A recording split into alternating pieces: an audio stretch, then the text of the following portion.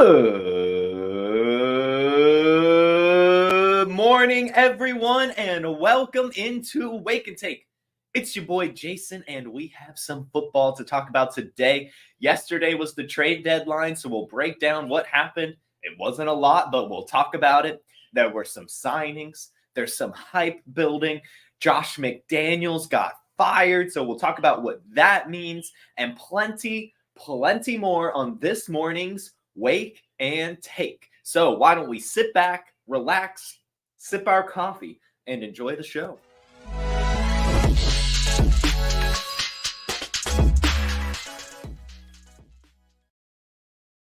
All right.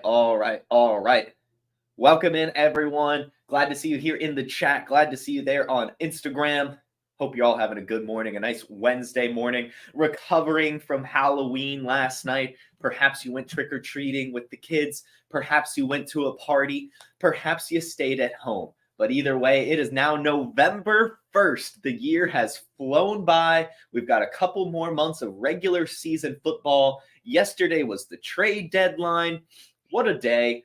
What a time to be alive.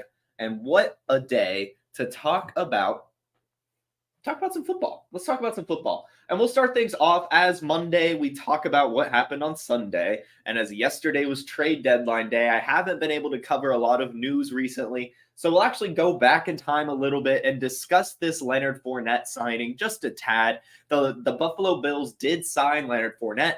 Currently, he's just on the practice squad. Not quite sure when he'll be elevated, but he assuredly will be elevated at some point. What does this mean for the rest of the Buffalo Bills running backs? If anything, it's more of a bad sign for Latavius Murray, for Damian Harris, if he is to even return this season from his hospitalization.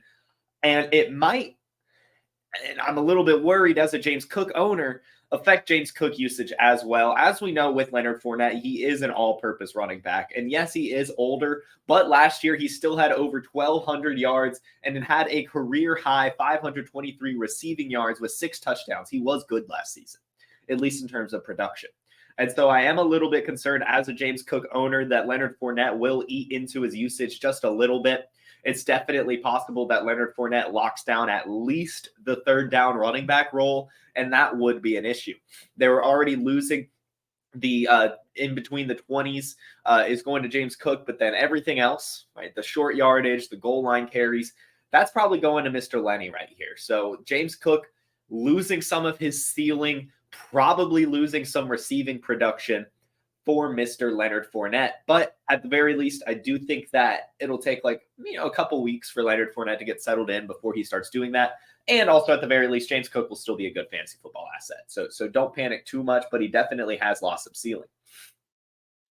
The next big signing, and it's not really that big, is Kenyan Drake. Kenyan Drake is going to the Browns, and this comes after, of course, Jerome Ford plays through a high ankle sprain. Pierre Strong does fine. They've already brought in Kareem Hunt, and yesterday they were in the talks of trading for a running back. They ended up just signing one, and his name is Kenyan Drake.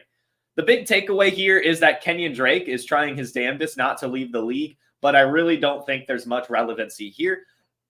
If Kenyan Drake sees the field at all, it would probably be after an injury, but if it's not after an injury, it's probably just after, I don't know, like 2-3 carries at most, maybe a couple receptions at most, but I don't see much being here. He's going to be the 4th running back in the pecking order.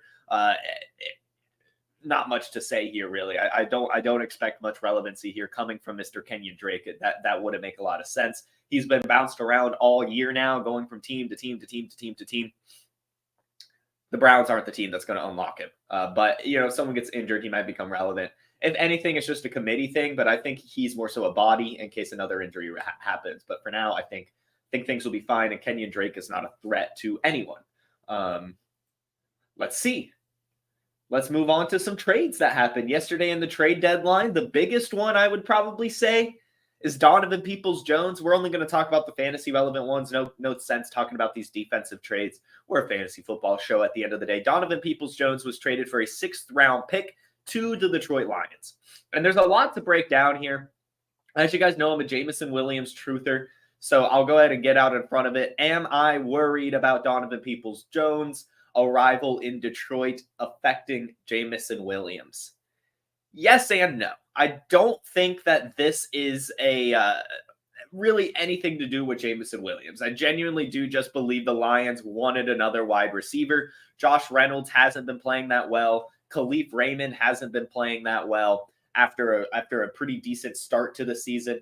And then, of course, Marvin Jones, we saw him step away from the team 2 weeks ago, or that might have just been last week. So they just needed one more person in the room. However, Donovan Peoples-Jones is pretty good. I do like Donovan Peoples-Jones. As you guys know, I am a Michigan fan, so I'll always be a little bit biased towards the Michigan players. But still, last year, while only averaging 3.6 receptions per game, Donovan Peoples-Jones did average 9.8 points per game, which is really, really good production off of some pretty minimal work.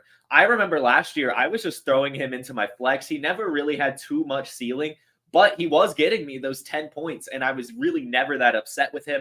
I also was doing that in a league where I got some special teams points. So, he was a good little asset last year, and this year has for some reason fell off, really with the rest of the Cleveland Browns passing attack. So I am excited for some rejuvenation for Donovan Peoples-Jones. He's already had a few 100-yard games in his career. Had one last year where he had 12 targets, took 8 of those for 114 yards. He's a good wide receiver.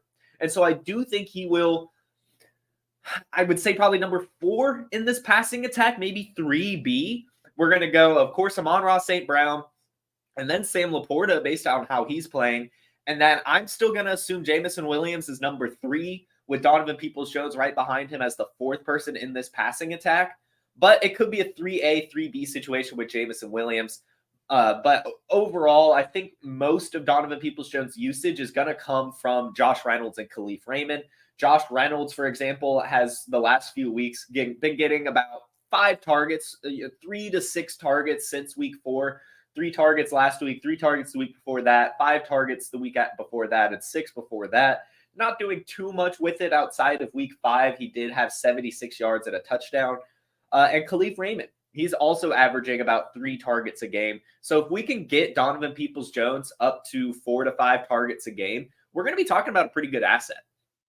Like I said, last year on the Browns, with only 3.6 receptions per game, he was averaging 9.8 points per game. So if he can get about the same, 3.5 receptions a game, 3 to 4 here and there sprinkled in, he should be getting, 8 to 12 fantasy points. I mean, this is a really, really good offense. And so I'm actually sending out some offers for Donovan Peoples-Jones. I think you could probably get this dude for a 3rd-round pick right now. He was dropped in a lot of leagues as well, more redraft focused. You could probably go pick him up and see what happens over the next couple weeks. They are on a bye this week, which helps, right? That's going to give him a week to learn the playbook and then come out in his debut in 2 weeks. That also helps just in terms of a fantasy football buying window, right? With this move, yes, there's going to be a little bit of a hype, but no one's going to be able to start him yet because he's on a bye, and they're going to be waiting 2 weeks to do anything. So I'm sure people are actually taking this opportunity to clear a roster space and move on from a guy that they were probably disappointed with all season. And then just real quick, what does this mean for Jameson Williams? I do think that this doesn't really affect him. I really it affects him, but it doesn't at the same time. If you look at the profiles, I mean, yes, Donovan Peoples-Jones was a bit of a field stretcher in Cleveland, but he's not anywhere near the same degree of a field stretcher that Jameson Williams can be. We see a 4.39 40 from JMO, and that was on an injured pro day, whereas Donovan Peoples-Jones is near 4.5. Yeah, the speed score is up there, but it's just Jameson Williams will still have his role. I would say maybe 2 less targets a game, maybe. But I still think that you shouldn't panic on Jameson Williams. I really do. He's only had 10 games on the Lions. He's going to, continue to be ramped up, eventually break out. And he's a ceiling player. And I don't think that Donovan Peoples-Jones affects his ceiling at all. Jameson Williams should still be able to get those long passes, those explosive plays that we haven't really seen yet, but we will see at some point. Like I said, I believe that most of DPJ's usage is going to come from Raymond and Reynolds, and Jameson Williams is more or less going to be the same type of receiver. Maybe a lesser floor, but we've already seen a really bad floor, so it's not even that big of a deal. I'm definitely using this opportunity to buy Jameson Williams. This has got to be, at this point, this is probably rock bottom of Jameson Williams' market. He's fallen a ton. They've just brought in another wide receiver who profiles similarly, but not quite the same. And, he's been disappointing, dropping lots of balls and everything. So I think that you could actually acquire Jameson Williams for a pretty decent price. Now, if you can get him for a second, I think you've got to do it. But I think you honestly might be able to get him for less right now. It is a tough market for JMO owners. Another trade that happened was Joshua Dobbs sent to the Vikings. This was the only one we discussed on yesterday's show that I felt could happen. It was a very, very quiet trade deadline. The Donovan Peoples-Jones came out of nowhere, for example. We didn't even talk about the Lions in the wide receiver market or the Browns looking to move a wide receiver. So I thought that was just an interesting trade in general. But we did break down Josh Dobbs being traded to the Vikings. This was one that we called and understood and expected to happen. Josh Dobbs was accompanied with a 7th-round pick to the Vikings for a 6th-round pick. Real quick about the package, I'm very surprised that they had to add a 7th. I'm honestly surprised that the Vikings didn't just send a 6th and be done with it, but it is what it is. Joshua Dobbs will not be starting this week, though. They are starting Jaren Hall against the Falcons as a quarterback. It's not as simple as just going to a team and playing like a running back can do. Like a running back can sign on a team within a week and go play, right? They're just running the ball. They might not know the full playbook yet, but they definitely still know the assignments of what a running back needs to do.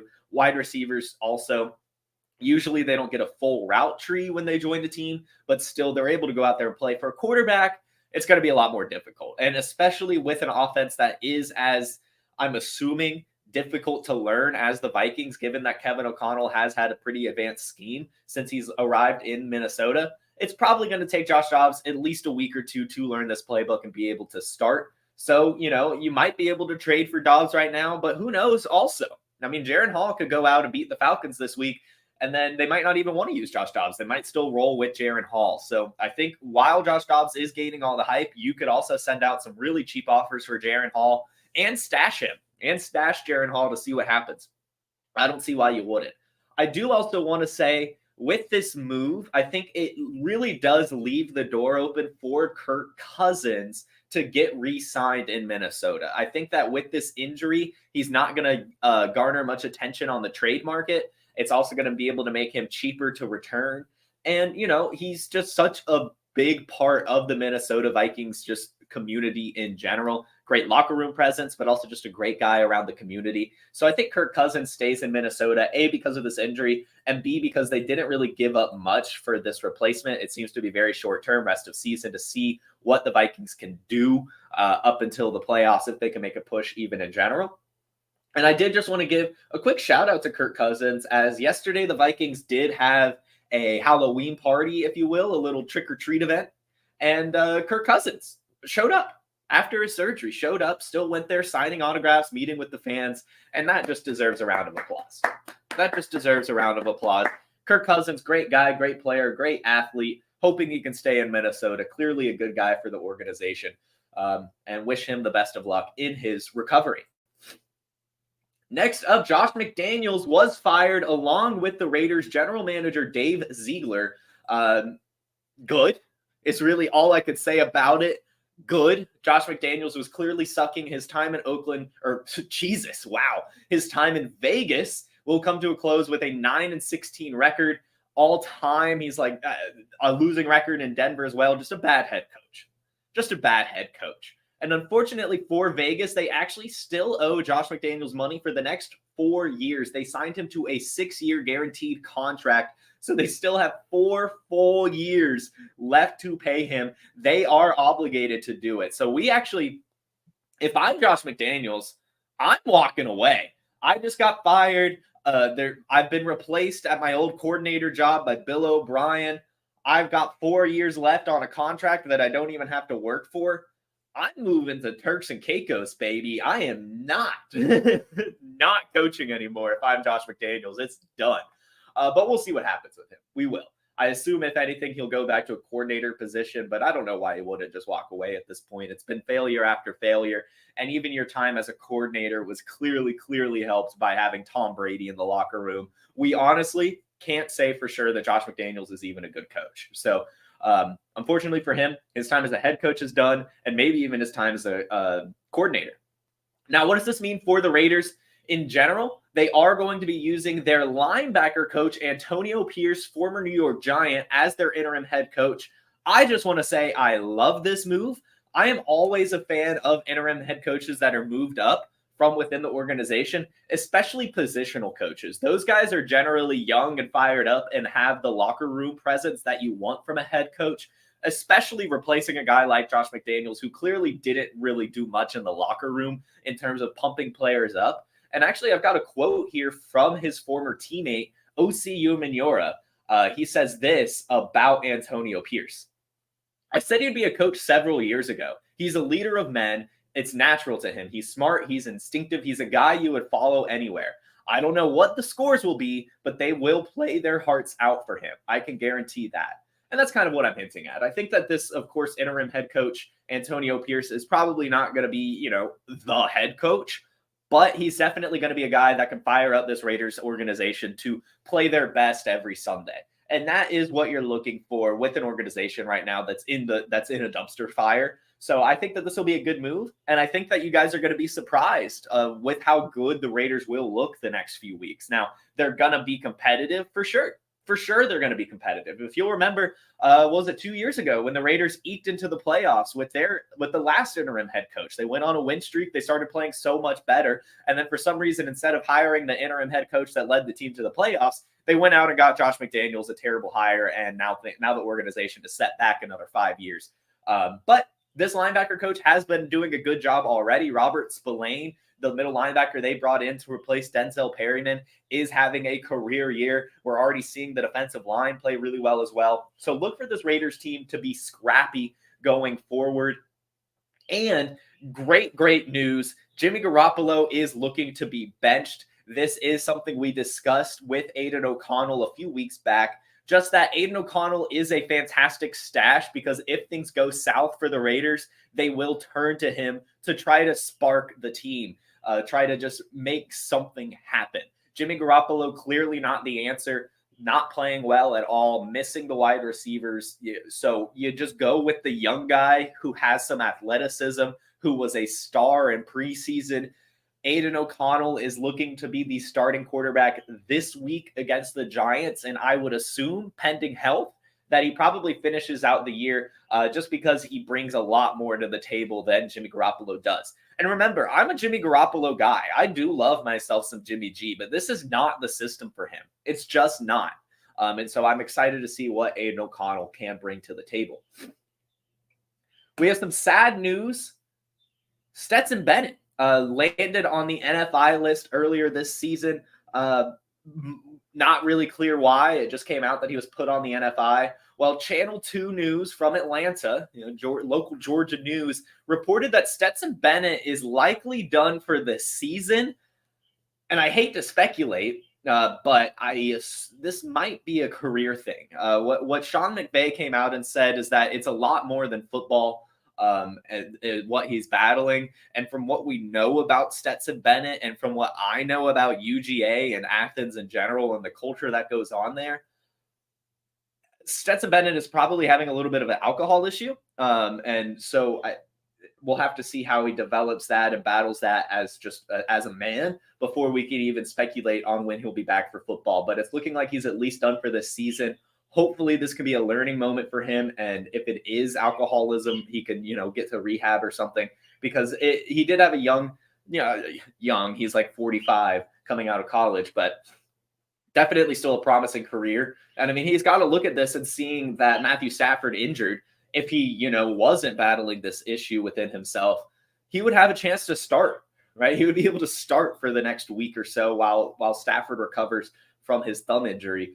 So it's a tough break for the guy. I wish him the best. I hope he can recover. And, hopefully we can learn a little bit more from what we know, based on him partying and getting arrested in Dallas for public drunkenness, based on going to UGA, one of the biggest party schools in the country, based on him showing up drunk to it was something while in college. I mean, I assume that's what we're talking about here. Another update around a quarterback is Kenny Pickett. Kenny Pickett has announced himself that he will be playing on Thursday. So look for Kenny Pickett to be playing the Titans on Thursday. And on the other side, Coach Mike Vrabel has already come out and announced Will Levis, the starter. Let's be honest, guys. Ryan Tannehill is not starting another game for the Tennessee Titans. It is going to be Will Levis going forward. Ryan Tannehill does not do enough for this team. The offense was brought back to life with Levis. It's going to be Levis rest of year. Mike Vrabel should just come out and say it. But I do understand the pause, wanting to give Will Levis one more start. This will be a big test. I know the Steelers defense has some holes in it, but going against TJ Watt is probably the biggest test you'll ever have as an NFL quarterback. So that'll be fun to watch. We are treated to a good Thursday night game, even if it is two like subpar, average-ish teams in the Steelers-Titans. I do think that'll be a very fun game to watch. So we'll have a preview for that tomorrow. Look for Kenny Pickett to play. Look for Will Levis to play. Next up, while we're talking about quarterbacks as well, let's talk about the Falcons quarterback dilemma. And this is, I don't have any news or anything on this. The only thing I can say is that listening to 92.9, that's the local sports radio station here, and just seeing reports in general, Arthur Smith did come out and say that he will announce the starter today. He said on Wednesday, I will announce the starter. You guys will know who the quarterback will be. I've got to speculate and give my own take here. It's going to be Desmond Ridder. Let's be honest here, ladies and gentlemen. I know Taylor Heineke came in for the half, but it's going to be Desmond Ridder at least one more week. I know no one else agrees with me, but I tend to believe that Arthur Smith is a good coach, and a good coach doesn't bench a young quarterback after an okay half. I know he's had the turnover issues, but that to me was the perfect example of a coach saying, look, Des, I know you think you've got this starter job, but I'm going to bench you right now for Taylor Heineke. You're going to sit here. You're going to watch him play. You're going to learn your lesson. And then next week, we're going to give you one more shot. But if you don't play well again, we're going to Taylor. That's how I'm reading into the situation. So I 100% expect Desmond Ridder to be announced as the starter today, one more week. And that is the time that you should go trade for Taylor Heineke. You should go pick up Taylor Heineke if he clears waivers. But for now, I do genuinely believe it'll be Ridder. But keep your eye out to see what Arthur Smith says. If he announces Taylor Heineke as the starter, while that's probably the right football move, that is not the right coach move. You do have to try to instill some confidence into your young players, especially a developmental quarterback prospect like Desmond Ridder, who was showing some promise despite some turnovers. So I'm excited to see what he says about that today. Next up, another quarterback news. Danny Dimes is expected to return this week. I believe that was per him. So we'll see. Daniel Jones himself said he will play week 9, barring any setbacks. So keep your eye on this. Danny Dimes might be back with his neck injury. He didn't land on IR, so this about lines up with the timetable. If it's not this week, it'll be next week. But what might make me think it's not this week is that the Giants did sign quarterback Tommy DeVito to their active roster.